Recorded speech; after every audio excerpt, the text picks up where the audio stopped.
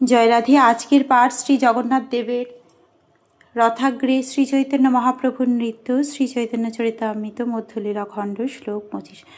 সূক্ষ্ম শ্বেতে বালুপথে পুলিনের সম, দুই দিকে টোটা সব যেন বৃন্দাবন। রথে চড়ি জগন্নাথ করিলা গমন, দুই পার্শ্বে দেখি চলে আনন্দিত মন। গৌর সব রথ টানে করিয়া আনন্দ, ক্ষণে শীঘ্র চলে রথ, ক্ষণে চলে মন্দ। ক্ষণে স্থির হইয়া রহে, টানে লেহ না চলে, ঈশ্বর ইচ্ছায় চলে, না চলে কারো বলে। তবে মহাপ্রভু সব লইয়া ভক্তগণ, স্বহস্তে পরাইল সবে মাল্য চন্দন। পরমানন্দ পুরী আর ভারতী ব্রহ্মানন্দ, শ্রীহস্তে চন্দন পাইয়া বাড়িল আনন্দ। অদ্বৈত আচার্য আর প্রভু নিত্যানন্দ, শ্রীহস্ত স্পর্শে দুহার হইল আনন্দ। রথযাত্রার পথটি যমুনার তীরের মতো সূক্ষ্ম শ্বেত বালুকায় পূর্ণ এবং পথের দুই পার্শ্বে বৃন্দাবনের মতো কানন বেষ্টিত। রথে চড়ে শ্রী জগন্নাথ দেব যেতে লাগলেন এবং পথের দুপাশে সৌন্দর্য দেখে তার মন আনন্দিত হলো। রথ যারা টানে তাদের বলা হয় গৌর। তারা মহা আনন্দে রথ টানছিলেন। রথ কখনো দ্রুত চলছিল, আবার কখনো ধীরে চলছিল। কখনো কখনো রথ থেমে যাচ্ছিল এবং থামলে তা চালান যাচ্ছিল না। ভগবানের নিজের ইচ্ছায় ভগবানের এই রথ চলে, মানুষের দৈহিক বলের দ্বারা চলে না। তখন শ্রী চৈতন্য মহাপ্রভু তাঁর ভক্তদের স্বহস্তে মালা চন্দন পরালেন। পরমানন্দপুরী এবং ব্রহ্মানন্দ ভারতী শ্রী চৈতন্য মহাপ্রভুর শ্রীহস্তের চন্দন পেয়ে অত্যন্ত আনন্দিত হলেন। অদ্বৈত আচার্য আর প্রভু নিত্যানন্দ, শ্রীহস্ত স্পর্শে দুহার হইল আনন্দ। কীর্তনিয়া গণে দিল মাল্য চন্দন, স্বরূপ শ্রীবাস যাহা মুখ্য দুইজন। চারি সম্প্রদায়ে হইল 24 গায়ন, দুই দুই মাদঙ্গিক হইল 8 জন।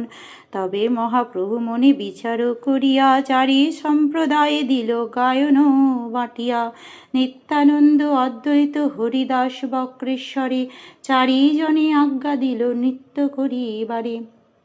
প্রথম সম্প্রদায়ে কইল স্বরূপ প্রধান, আর 5 জন দিল তাঁর পালি গান। দামোদর নারায়ণ দত্ত, গোবিন্দ রাঘব পণ্ডিত আর শ্রী গোবিন্দানন্দ।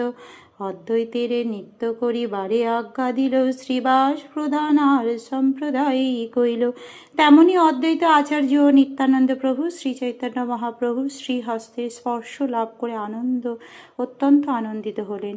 শ্রী চৈতন্য মহাপ্রভু কীর্তনিয়াদের মালা চন্দন দিলেন, যাদের মধ্যে প্রধান দুজন ছিলেন স্বরূপ দামোদর এবং শ্রীবাস ঠাকুর। 4 সম্প্রদায়ে 24 জন গায়ক এবং প্রতি সম্প্রদায়ে 2 জন করে 8 জন মৃদঙ্গবাদক ছিলেন। তখন মহাপ্রভু বিচার করে 4 সম্প্রদায়ের গায়কদের ভাগ করে দিলেন। শ্রী চৈতন্য মহাপ্রভু, নিত্যানন্দ প্রভু, অদ্বৈত আচার্য এবং হরিদাস ঠাকুর এবং বক্রেশ্বর পণ্ডিত এই 4 জনকে নৃত্য করতে আদেশ দিলেন। প্রথম সম্প্রদায়ে তিনি স্বরূপ দামোদরকে প্রধান গায়ক করলেন এবং তার সঙ্গে 5 জন দোহার দিলেন।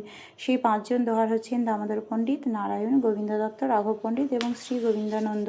তিনি অদ্বৈত আচার্যকে নৃত্য করতে আদেশ দিলেন। তৃতীয় সম্প্রদায়টিতে তিনি শ্রীবাস পণ্ডিতকে প্রধান গায়ক করলেন। আজকের পাঠ এই অবধি।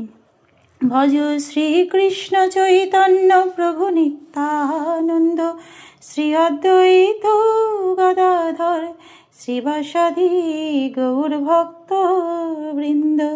হরে কৃষ্ণ কৃষ্ণ কৃষ্ণ হরে হরে, হরে রাম রাম রাম হরে হরে। জয় রাধে জয় রাধে, জয় রাধে জয় রাধে। জয় রাধে।